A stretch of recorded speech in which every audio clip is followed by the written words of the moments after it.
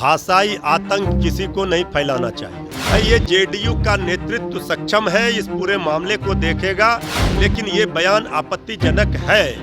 हम भटकने वाले नहीं हैं, इन मुद्दों में उलझने वाले नहीं हैं।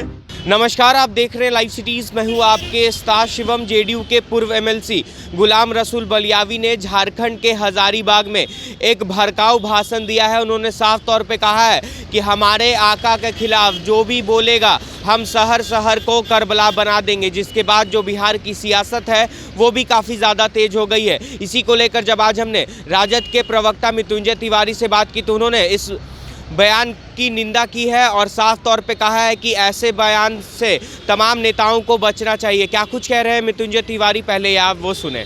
नहीं, देखिए, भाषाई आतंक किसी को नहीं फैलाना चाहिए।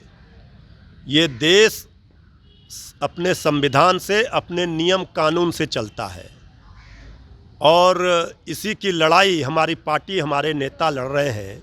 जो हमारे विरोधी बीजेपी नफरत, घृणा, उन्माद, फसाद, विध्वंसकारी राजनीति करके लोगों को उलझाना चाहती है, तो हमारी पार्टी, हमारे नेता तो समाज में, देश में शांति हो, सद्भावना हो, आपसी भाईचारा हो, मिल्लत हो, प्रेम हो, इसी की लड़ाई लड़ रहे हैं।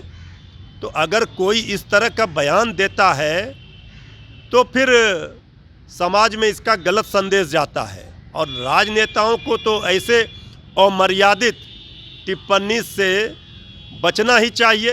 कोई भी सभ्य समाज, राजनीतिक दल इसका समर्थन नहीं कर सकता है। राजनीति में विचारों की लड़ाई है। अगर जिनके क्रिया के को लेकर के प्रतिक्रिया दी गई है तो सारे देश ने उनका विरोध किया। पार्टी ने भी कार्रवाई की नुपुर शर्मा पर। लेकिन अगर हम उन्हीं की भाषा का प्रतिक्रिया देने लगेंगे तो फिर दोनों में अंतर क्या रह जाएगा। हम तो सभी धर्मों से प्रेम करने वाले लोग हैं। हम देश की धर्मनिरपेक्षता को अक्षुण्ण रखने वाले लोग हैं। तो इस लड़ाई को कोई, इस मुद्दे को हवा दे करके असली मुद्दे से ध्यान भटकता है। जो रोजी रोजगार की बात है, पढ़ाई, कमाई, सुनवाई, कार्रवाई, दवाई, सिंचाई की बात है, उससे ध्यान भटकता है।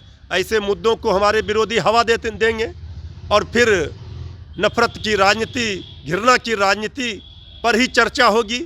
हम चर्चा करते हैं प्रेम, सद्भाव, सद्भावना की, भाईचारे की।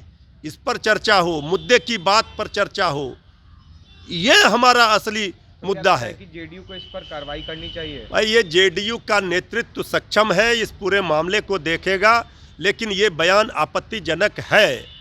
इस बात से कोई इनकार नहीं कर सकता है, इसका कोई समर्थन नहीं कर सकता है। और हम तो मानते हैं कि इस तरह के बयानों से हर किसी को बचना चाहिए। इससे भारतीय जनता पार्टी तो इसी तरह के बयानों को, इसी तरह के मुद्दे को हवा देने में लगी रहती है। तो वो चाहती है कि असली मुद्दे से ध्यान भटकाया जाए। हम भटकने वाले नहीं हैं, इन मुद्दों में उलझने वाले नहीं हैं। नीतीश तेजस्वी की सरकार मुद्दे की बात, काम की बात पर राजनीति करती है, जनता के हित की बात करती है, सभी धर्मों का, सभी जातियों का सम्मान करती है। यही हमारा मूल मंत्र है।